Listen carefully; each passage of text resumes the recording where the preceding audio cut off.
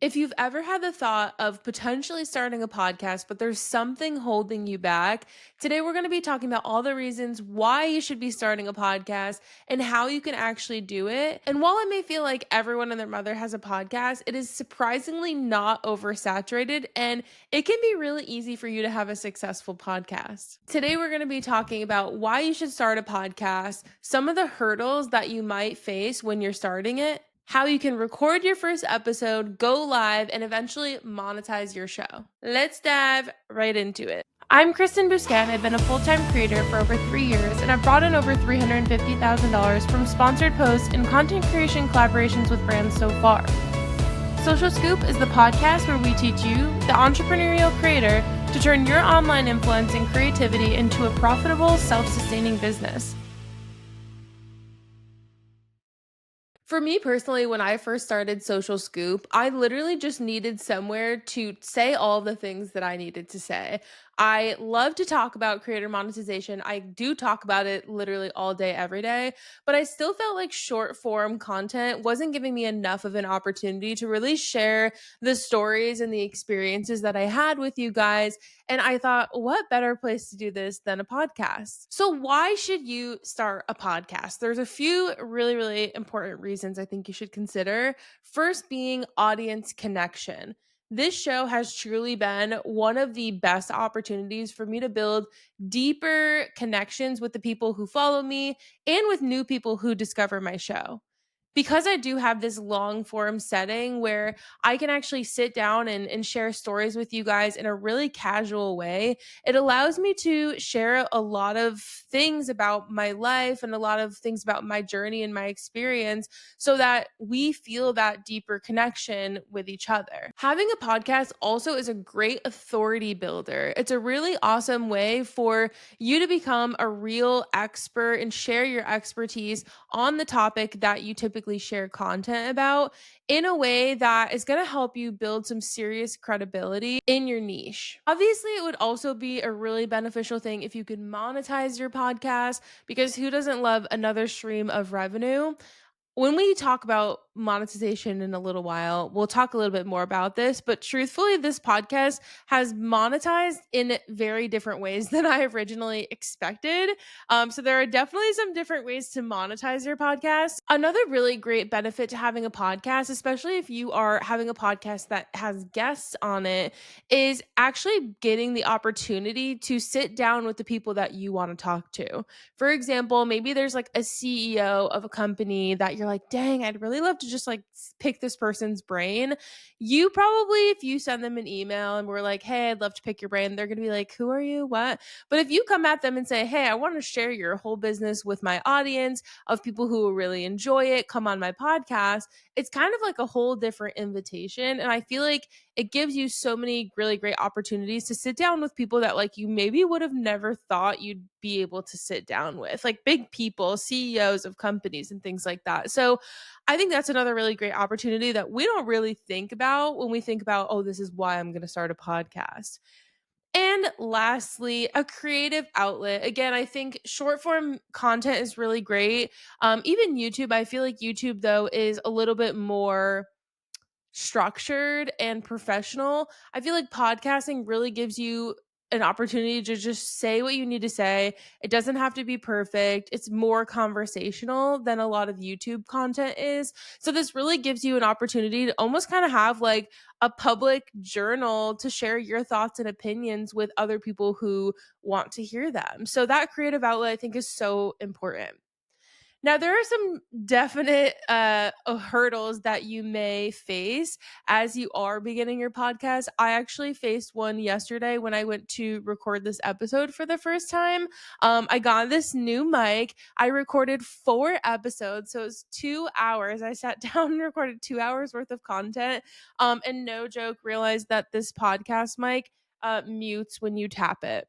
Didn't know that until I finished everything and then had an hour and a half, 3 episodes of content that I had to throw in the trash because the audio was off. So there are some tech hurdles that you definitely may face. I was literally so unwell after that happened. I was like, I have to just walk away from this room and not come back for the rest of the day. Um, but there's some things that can make this process a little bit easier with your tech. So I want to share what my tech setup used to look like and what it looks like now, because it's definitely evolved. But I do think that the original setup that I had like worked just fine. It worked fine for 3 years. We're 3 years in and I'm finally like changing my tech. So when I first started the podcast, my biggest excuse was like, I don't know what I'm gonna call it. I don't know what I want it to look like. Like, I don't know what mic to get. Like, and I made all of these excuses. And eventually there was a day where I sat down with my husband and I said, Andrew, go on YouTube, figure out what mic I'm gonna get. We're gonna go to Best Buy literally right now. I'm gonna buy a mic. We're gonna come back. You're gonna sit here with me, record this first episode, and I'm just gonna put it live tomorrow. And that's exactly how we started the podcast, because I made so many excuses as to why I was like, oh, I'll wait until I figure this out. And eventually I was like, sister, you've been saying this for months. Like, it's time to take action. We're not waiting anymore. And tech was like one of the things that really stopped me. I was like, I don't know what equipment to get. I don't want it to sound like shit. Like, I want it to be good. And so the mic that I actually ended up getting, and this was again 3 years ago, was a Blue Yeti mic, whatever they're called. I got the World of Warcraft one because I thought the colors were like the nicest. It was like gray and gold, and it worked really well for again years. However, the thing with the Yeti mic is there's so many settings on it that sometimes you can like accidentally change the setting, and then you record the whole podcast in like the wrong setting and it sounds like you're a mile away, or like it only records like on one side and it kind of sounds lopsided. Truthfully, I felt like there were just too many options and there was like too much room for error. So I think the sound was just fine. I eventually, again, 3 years in, I just upgraded to this mic that I have right now. It is the Shure MV7 Plus. This was about $280 with tax. It was about $300. And when I am not recording with it muted, the sound sounds beautiful. I think you guys could probably tell a difference in today's sound versus like episodes that we've had in the past years. So personally, I'm really, really happy with this upgrade so far. I've learned that there's a way in the settings where you can actually lock it so you don't mute it with your finger. And I just did that. Lesson learned. I will never make that mistake again. Outside of mics, the only other thing that you really need to worry about in terms of tech is your kind of recording software. So, for the first, again, probably solid year and a half, I actually just use Zoom to record the podcast. If I was doing it solo, I would just open up a solo Zoom screen. But if I was doing like a group with someone else or like a discussion with someone else, I would just also use Zoom for that. And it worked really well for a while. But what I noticed with Zoom is if anyone's internet gets laggy or funky, or, like the picture gets frozen or anything like that, that's exactly what you're going to see in the video, which is unfortunate in the audio, right? Like, it could be really easy for you to have tech difficulties where like certain pieces of the conversation are just completely ruined. And so that didn't last very long. Eventually, I moved over to Riverside and I've been using Riverside religiously since then. I would literally never move to another platform. Riverside is really nice because it records the files locally on your computer. So that means if you're on Riverside with someone else and their Wi Fi goes out, as long as they keep talking and everything, it's going to record beautifully still. So that was a really big draw for me personally to get Riverside, but it also was just so much more user friendly than Zoom. And in the last couple years of using Riverside, they have had massive improvements with the features that they have. Now you can AI create clips, which is how I've been creating all the clips for the podcast. I literally hit make clips and it makes the clips, period. Like, it's that easy, it's that simple. I also am upgraded to the plan where it will get all my show notes, keywords, titles, and all of that stuff done for you based off of the recording that you recorded in Riverside. So they make it really, really, really easy. I do have a link in my bio that is an affiliate link to Riverside. They do give you a little trial discount kind of situation when you first get started. So it's definitely worth checking out. personally, I was on like the very basic plan for probably the last 2 years. I think it's about maybe 15, $20 a month. Well worth it. Well worth it. I literally could not recommend Riverside enough. Before I was using Riverside, I had like a brief stint using Descript, and Descript is more of like a computer download versus like you just go on the website. And so at the time when I was using it, I'm sure it's changed now, but at the time there weren't really like a lot of guest capabilities. But what I really liked about it is that it would transcribe everything that you said in the podcast so that if you just deleted a sentence of the text, it would also delete it from the video, which made editing the podcast so easy. Now, this is actually a feature that Riverside offers as well. So, honestly, I would just go straight to Riverside if I were you. I feel like they just have every possible feature that you could possibly ask for. So I'm a big fan, clearly. The other hurdle that I think a lot of people come across when they want to start a podcast is just like, what am I going to talk about? What is the content going to look like? What kind of strategy will I have for the content that I'm sharing on this podcast?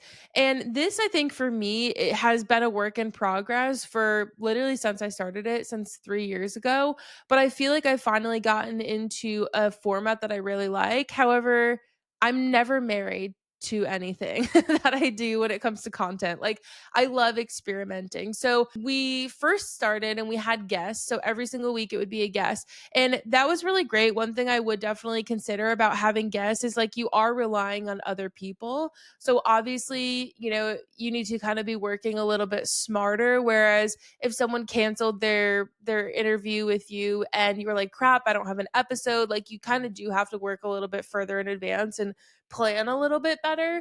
But I think if you're okay with that, having guests is really, really great. For me personally, I didn't like kind of like that loss of control, and I had to kind of depend a lot on other people.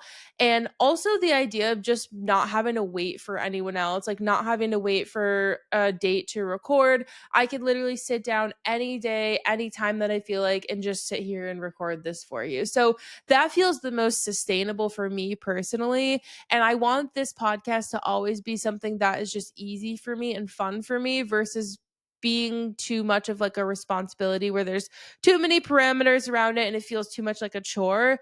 So personally, that's what's worked best for me. I've experimented a lot. I can't really see myself changing this format, but I think it is definitely worth playing around with in the beginning to kind of figure out what you want it to look like and what feels good for you. The other thing I would think about as well is look at the questions, look at the DMs, look at the comments that you're getting from people. What are the things people are asking you about most? What do they want your opinion on?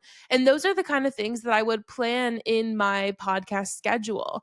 You could do full episodes based around literally one question that you get from someone where you share your personal experiences. Maybe you share tips, you share things stories you've heard from other people, whatever it might look like. I pay a lot of attention to the things that people say to me online. And I even just like whenever I have an idea from that, I put it directly on my podcast schedule. Right now, we literally have the podcast episode scheduled out until December. Like, I already know what all of the topics will look like until the end of the year. So it really is super easy for you to plan content ideas when you're just paying attention to what people literally are asking you for. And the last hurdle, this was a big hurdle for me, was naming and branding my podcast. When I first literally sat down to record it, I did not know what I was going to name it. And this is actually like something I've done a lot in the past, even with like our membership social suite. It was just called like Social Mate Creator Community for so long because I was making that like my excuse as to why I wasn't starting for so long.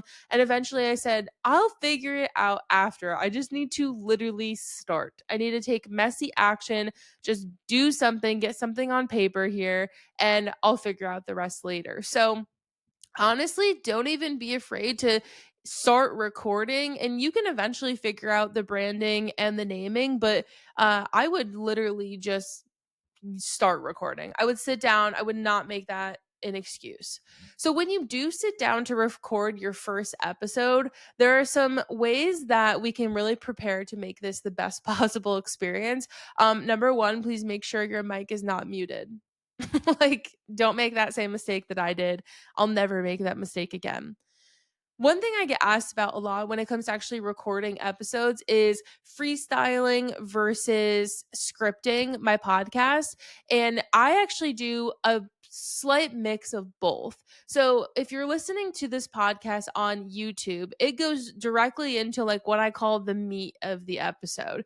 But if you're listening to this on Spotify or Apple, like the podcast version, the beginning 10 minutes or so will start with an intro to get you really introduced into the topic, and then it will go into the news, the social media news for the week. And there's a reason why there's a difference between YouTube and Spotify.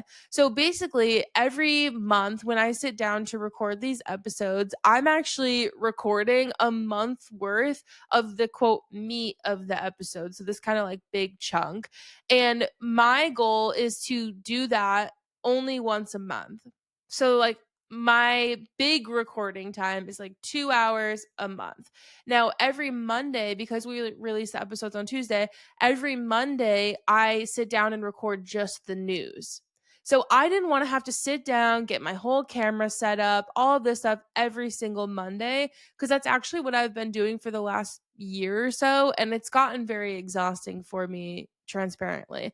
So I really like that I can now sit down, literally record the news for 5 minutes. I send it to my editor. He pops it onto the audio that we already have when I sat down and recorded the month's worth of episodes. And he can patch them together really quickly and really easily. And it's also more respectful for him too, because then I'm not asking him to do like the entire episode in like a less than 24-hour turnaround, which is again what he's been doing for the last year or so. So personally, that's the format that I found works the best from for me and for Social Scoop. So that's what we've been doing. And also, I guess I didn't mention this. Editors, podcast producers do exist. That was another roadblock for me too. I was like, I don't know that I have the time to sit down and edit an episode every single week. I would say it's definitely worth outsourcing. Personally, I've been using my podcast producer for maybe 2 years now. It's been a really long time, and the rate that I pay him is worth the time that I don't have to spend sitting down to edit it. He can do it a lot quicker, a lot better than I can. And so that's something I'm very, very comfortable just paying to outsource, because then I can use that time that I'm getting back to actually go do something that's going to make me more money or sit on my couch and watch TV, whichever I'm feeling that day. So, when it comes to scripting versus freestyling, typically what every podcast episode looks like for me, if you're listening to the audio version versus the video, that first 30 to 60 seconds, the intro in the beginning of every episode is a script that I'm straight up reading. It's something I wrote out, I planned word for word. That is a script. And then it will go into the news, which I have outlined, but I don't have scripted out exactly word for word. And then this time that we're kind of talking here, again, what I call the meat of the episode, this is outlined. Like if you're watching the video, you'll see me frequently kind of like look down at my notes here. I have just bullet points of everything that I wanted to make sure that I told you guys, but I'm not word for word scripted reading this by any means. And you could definitely tell, like it feels a lot more conversational than that first little chunk of the intro in the audio. So then it comes down to actually launching your podcast.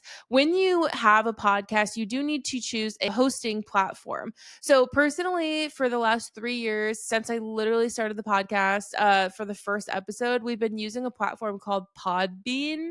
I pay maybe $10 a month, I think, to host it on Podbean. And what they do is actually distribute it to all of the podcast platforms for me. So all I have to do is get my episode, put it on the Podbean, hit post, and it posts it to all the platforms that have podcasts on them. So it's automatic. I don't have to go on Spotify and post it there, go on Apple, post it there. It just automatically does it from one place. Again, I do think they have a free plan for a certain amount of minutes per month. I know I go over that. So I'm at $120 a year for Podbean. I know there are so many of these hosting platforms. Personally, I just literally picked this one. I don't know why. it felt right at the time. It just did. I chose it and literally just haven't looked back since. It's worked great for me. You'd also get to a point once you've launched your podcast where you need to market it. I personally actually think I need to get really good at this. I don't think I'm really good at this personally. I very often will not post the podcast at all on socials. Like I'm like, oh, I'll post it on stories and then I forget and then I just don't and I end up literally just not posting it anywhere. And so my podcast very often gets discovered simply by people who are like typing in SEO keywords that come up from my episode titles or descriptions. So a lot of people who listen to my podcast are listening to episodes for the first time, which is like kind of crazy to think about. It's not a good strategy. I'm just explaining how it's actually working for me because I'm lazy.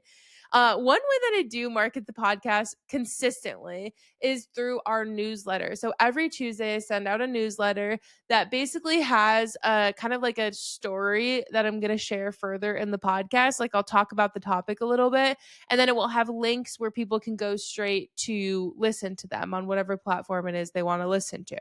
This is a really, really, really strong way that I drive traffic to the podcast. If I look at my clicks for the newsletters that I send out that advertise the podcast, a lot of people click listen to this episode.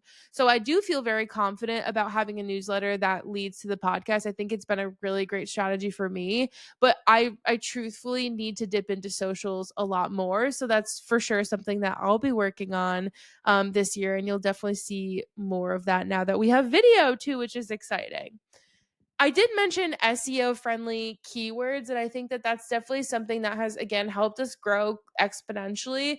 A lot of the times, my keywords, or my titles, I should say, I write them in a way that would be like what someone would Google on, Spotify or search on Spotify. So I might be saying in this episode, how and why to start a podcast. So if someone types in start a podcast or how to start a podcast, why to start a podcast, I know that my podcast, this episode, is going to show up somewhere in those search results. So typing in your headlines in a way that is very searchable on the podcast platforms has been, again, like it's just such a great way for me to get new people discovering the show. And I know this works because of DMs that I get from people. I get messages from people very often where they're like, hey, I found your podcast when I was looking for this. I loved it so much, X, Y, and Z, whatever. But yeah, you get the point. SEO is very important there. Now, let's talk a little bit about monetizing your podcast. Truthfully, I think that the only podcasts who make really good money, especially with ads, are the podcasts that are really huge. I have had this podcast for 3 years. I'm super happy with the amount of views and downloads and everything that we get. However, the cost of an ad on my show, according to the formula that I very often see on the internet, I would be getting paid like pennies for an ad, basically. So that's honestly why you don't really ever hear ads on the show. Is like I would rather not interrupt your listening experience because it's just not worth the money for me personally. However, I do still monetize the podcast. And the way that I do it is actually almost kind of like a lead magnet. So when people find this show, if you're listening for the first time, hi, here's what you can do. A lot of people will go down to the show notes and click on the link that goes to my free guide or to my newsletter, and they get into my ecosystem somehow. When people come to those links and go through the guide, they're going to get a welcome sequence that essentially nurtures them into Social Suite. So a lot of the time, I have people who come and listen to the podcast and then eventually become paying members of Social Suite. So technically, the podcast does make me money. It's just kind of an avenue of getting people from point A to point B. So, not exactly the way that I would necessarily think that I would monetize this show, but that's actually been definitely a proven way that we've been able to make money, which has been really great. When it comes to growing your podcast, one other thing that I really love to do as well is partnering up with other podcasters for show swaps. So this is something you'll actually see later on in the month. We have an episode that myself and another podcaster recorded. It's going to actually go on both of our channels. And what happens there is he gets to kind of like introduce himself to you guys, and then I get to introduce myself to his audience. And why that's so important is because typically, if people are listening to a podcast, we know that they're podcast listeners. It's so much easier for me to convert them over to my show versus me sharing my podcast on Instagram. I don't know if the people who see it even listen to podcasts. So, you being able to advertise to people who are already guaranteed listening to a podcast because they're hearing it on a podcast has a much better chance of them actually coming to listen to your show. So it's something to think about. Also, it's a lot of fun to be able to kind of like give your insight when you're having a conversation with someone else. And so I love doing those like podcast swaps. I think they're so fun. Moral of the story, if you've been thinking about starting a podcast, there's truly no better time. Hop on it now. It's not too oversaturated. There's literally no excuse. Even if you're using your phone as a mic and you've got like a janky webcam that you're using, just start. The more time you spend making excuses is literally the more time you are wasting and could be actually having a podcast already. So stop making excuses. Okay, I'm calling you out, and just get to it. I hope this episode was helpful for you guys, and I'll see you next time. Bye.